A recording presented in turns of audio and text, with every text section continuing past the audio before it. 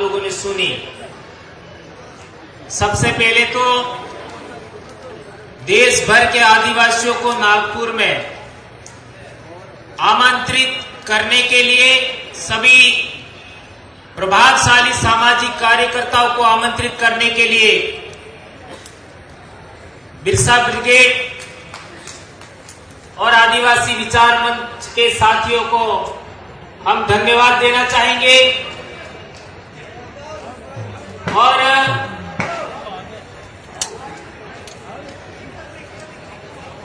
थोड़ा मंच वाले ठीक रहोगे तो मैं बोलूं।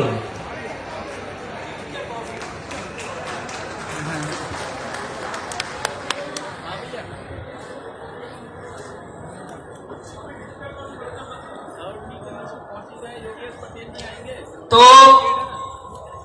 मैं अपनी बात कहने से पहले आप लोगों की एकाग्रता चाहता हूं। यदि एकाग्रचित होकर के आप लोग बात को समझते हैं, सीखते हैं, तो बोलना अच्छा होगा। दोस्तों,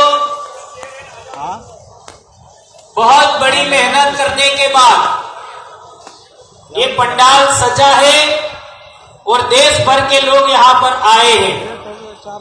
हमारे दक्षिणी राजस्थान से भी करीब 100 लोग यहां पर आए हैं।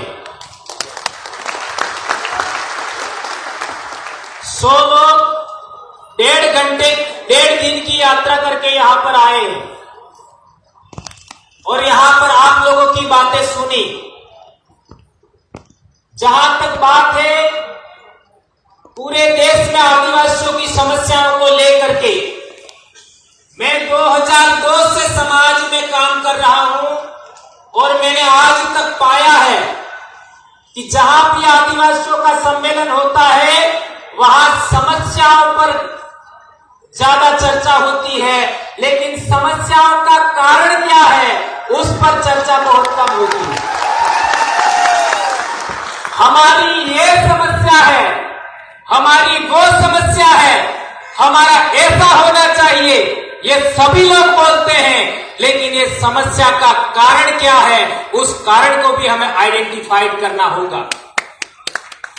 अभी हमारे उत्तर प्रदेश के एक भाई ने बोला था कि क्या इस देश में आदिवासी आजाद है? तो मैं कहना चाहता हूं कि 1950 तक तो हम लोग आजाद थे, लेकिन आज आजाद है कि नहीं है यह सोचने का विषय है। ऐसा मैं इसलिए कह रहा हूं कि आज देश के अंदर सच बोलना कठिन हो गया है, सही बात कहना कठिन हो गया है, न्यायप्रिय बात करना कठिन हो गया है। देश में जो भी व्यक्ति सच बोलने की हिम्मत करता है उस आदमी को दबाने की कोशिश होती है। ये बात हो रही है आज देश भर में। यदि आज की तारीख में आदिवासियों को बचाना चाहते हो तो सबसे पहले हम आदिवासियों को एक जगह इकट्ठा होने के लिए हम लोगों को कोशिश करनी चाहिए और यह काम एक दिन के कार्यक्रम में संभव नहीं है। मैं चाहता हूं कि देश के किसी भी कोने में वह सेमिनार हो, लेकिन कम से कम 2 से 3 दिन का कार्यक्रम होना चाहिए जिसमें हम योजना बनाएं कि पूरे देश के आदिवासी, पूरे देश के संगठन और पूरे देश के पॉलिटिकल लोग हैं और पूरे देश के विभिन्न धर्मों में बटे हुए आदिवासी हैं, उनको हम कैसे जोड़ें। संगठन बनाना आसान है, संगठन चलाना मुश्किल है। कोई भी संगठन देश में आदिवासियों का 4 साल से ज्यादा प्रभावशाली नहीं रहता। उससे पहले उस संगठन को खत्म करने की योजना चलती है और लोग फिर निराश होकर के दूसरा संगठन खड़ा कर देते हैं। ऐसा हमें नहीं करना है। जो भी संगठनकर्ताओं ने अभी तक काम किया समाज के लिए, 5 से 10 साल दिया, उन संगठनकर्ताओं का अनुभव को हमें आगे बढ़ाना चाहिए। जहां तक सतीश जी पेंदाम का सवाल है, इसी नागपुर की धरती पर हम लोग पहली बार एक सम्मेलन के अंदर 2013 में मिले थे। इसी तरीके से हम लोग पूरे देश भर के अंदर विभिन्न सामाजिक संगठन और विभिन्न आपके जो मूवमेंट है उनके अंदर हम लोग सभी सामाजिक कार्यताओं को सुना और सुनने के बाद अंततः हमने फैसला लिया कि हम लोगों को सामाजिक विचारधारा को इस तरीके से पेश करना चाहिए, इस तरीके से विकसित करना चाहिए कि विभिन्न पार्टियों में बटे हुए लोग हैं वो भी हमारी तरफ आकर्षित होना चाहिए, विभिन्न धर्मों में बटे आदिवासी हैं वे भी हमारी तरफ आकर्षित होना चाहिए, विभिन्न संगठनों में बटे हुए आदिवासी हैं वे भी हमारी तरफ आकर्षित होना चाहिए और विभिन्न रीजनल में बसे हुए आदिवासी हैं वो भी हमारी तरफ आकर्षित होने चाहिए, केंद्रित होना चाहिए। ये चीज हम लोग करने में कामयाब हुए। इसकी वजह से आज दक्षिणी राजस्थान में एक ऐसी वैचारिक क्रांति, एक ऐसा सांस्कृतिक शुद्धिकरण का प्रयास चल रहा है जिसकी वजह से पूरे देश में आज की तारीख में एक क्रांति सी खड़ी हो रही है और वो क्रांति आपके साथ है, ऐसा मैं कहना चाहता हूं। दोस्तों, पूरे देश के अंदर भील आदिवासी सबसे बड़ा आदिवासी समुदाय है और उसका मैं एक सदस्य हूं, वंशानुगत सदस्य हूं। जैसा कि यूएनओ में कहा गया कि भीली बोली संस्कृत भाषा से बनी है, इंडो आर्यन लैंग्वेज है, यह बात 100% ही नहीं 101% गलत है, 101% गलत है। कैसे? भीली बोली के अंदर मां को आई कहते हैं, संस्कृत भाषा के अंदर मां को क्या बोलते हैं? मात्र। हिंदी में क्या बोलते हैं? माता। भीली बोली में मां को क्या बोलते हैं? आई। कहां मैच कर रहा है? राजस्थान से लगा करके कर्नाटक तक आदिवासी लोग अपनी मां को आई बोलते हैं। कहां है? दूसरा उदाहरण, हम आदिवासी लोग दक्षिणी राजस्थान के अपने पिताजी को आतो कहते हैं, आतो। संस्कृत भाषा के अंदर पिताजी को क्या बोलते हैं? पित्र। हिंदी में क्या बोलते हैं? पिता। कहां मैच कर रहा है? मैच नहीं कर रहा है। भीली बोली के अंदर बहुत सारे ऐसे शब्द हैं जिसको हिंदी में लिखा नहीं जा सकता, जिसको संस्कृत में लिखा नहीं जा सकता, इवन अंग्रेजी में भी लिखना संभव नहीं है। बहुत सारी महिलाओं के नाम मीरा होता है, मीरा। मीरा को आप हिंदी में नहीं लिख सकते, अंग्रेजी में नहीं लिख सकते, संस्कृत में नहीं लिख सकते।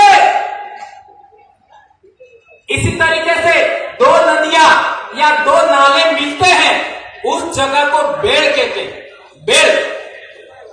बेड़ शब्द को आप हिंदी में नहीं लिख सकते, संस्कृत में नहीं लिख सकते, अंग्रेजी में नहीं लिख सकते।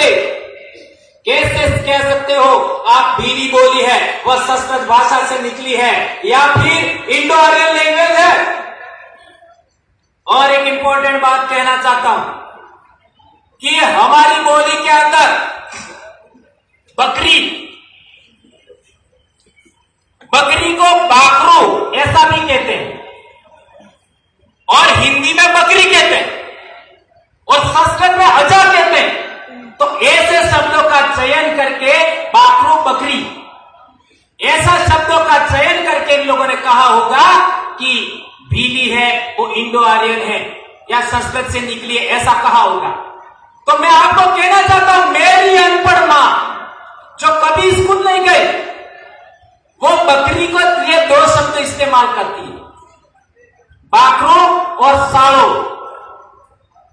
साड़ो, साड़ी, ये राजस्थान से छत्तीसगढ़ तक साड़ी या छेली बोलते हैं बकरी को।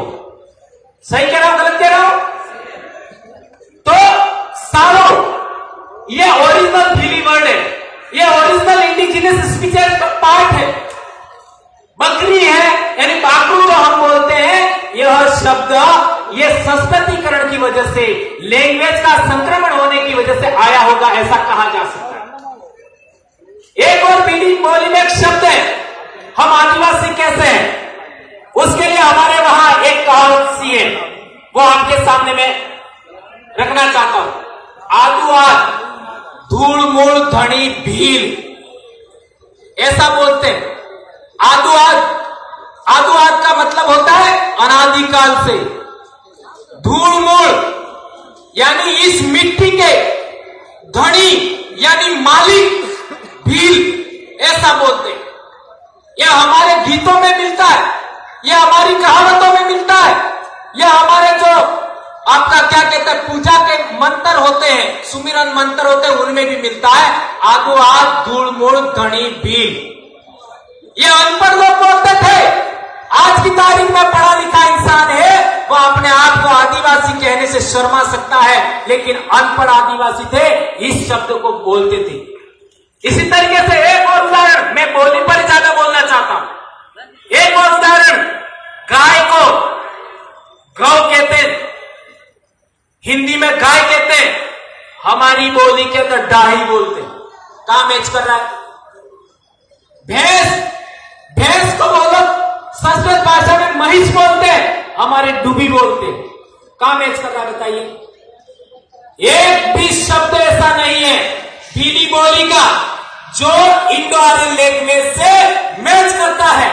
कुछ शब्द जो उनकी बोली के हमारे बोली में आ गए, उन शब्दों के आधार पर इन लोगों ने ऐसा बोला है। तो ये मैं कहना चाहता हूं कि कोई बंदा ये कहता है, ये साबित करना चाहता है कि भीली बोली इंडो आर्यन लैंग्वेज है और संस्कृत से निकली है, वो पहले भंवरलाल परमार से डिबेट कर ले। ये मैं खुला चैलेंज दे रहा हूं। 2500 शब्दों का मैंने भीली बोली का शब्दकोश तैयार किया है, 2500 शब्दों का, और बहुत सारे शब्द ऐसे जैसे च, छ, श, अक्ष, तर, ज्ञ, ये शब्द हमारी भीली बोली में होते ही नहीं है और इनके बगैर संस्कृत भाषा नहीं लिखी जा सकती। ये बात ध्यान रखनी होगी। संस्कृत भाषा 10वीं सदी से पहले है या नहीं है, इस पर भी प्रश्नवाचक चिन्ह है। भारत देश के अंदर शिलालेखों में, भारत देश के अंदर साहित्यों में प्राचीनतम उल्लेख मिला है वो पाली प्राकृत भाषा का मिला है, और प्राकृत भाषा से ही मराठी बनी है, प्राकृत भाषा से ही गुजराती बनी है। ये बात हमको ध्यान में रखना होगा दोस्तों। एक बात और, जो लोग भीली बोली के शब्द बोल नहीं सकते, जो लोग भीली बोली के शब्द बोल नहीं सकते, जो भीली बोली के शब्दों का अर्थ नहीं जानते, जो लोग भीली बोली को समझ नहीं सकते, वो कैसे कह सकते हैं कि भीली इंडो आर्यन है या आदिवासी स्पीचेज है, वह इंडो आर्यन स्पीचेज से निकली है। तो दोस्तों, टाइम का हमारे पास लिमिट है, बोलने के लिए बहुत सारी बात है, लेकिन आज इस पंडाल से, इस ग्राउंड से, नागपुर से एक बात लेकर के हमको जाना है कि हम लोग आने वाले पीरियड में 2 से 3 दिन का एक पूरे देश के आदिवासियों का योजनाबद्ध तरीके से जन जागरण करने के लिए, वैचारिक एकीकरण करने के लिए, सांस्कृतिक शुद्धिकरण करने के लिए हम लोग योजना बनाएंगे। ऐसा मैं आह्वान करता हूं और सतीश जी से कहना चाहता हूं, इस तरीके का रोड मैप और सभी कार्यकर्ताओं को रोड मैप बना करके सबको पुनः इसी नागपुर की धरती पर आह्वान करना चाहिए। हम लोग पिछले 13 सितंबर को 100 से 150 लोग छत्तीसगढ़ रायपुर गए थे। यदि ये अनाउंस पहले हो जाता तो ये जितनी संख्या दिख रही है इतनी तो अकेले राजस्थान से होती है, अकेले राजस्थान से। इतनी सी बात मैं कहना चाहता हूं। धन्यवाद। जय जोहार। एक नारा हो जाए, जय जोहार का नारा है, भारत देश हमारा है। 2 हाथ ऊंचा करके, मेरी आवाज बहुत भारी है। जय जोहार का नारा है, भारत देश हमारा है। जय जोहार का नारा है, भारत देश हमारा है। आदि सुन रहे, अबू आराध। धन्यवाद। जोहार।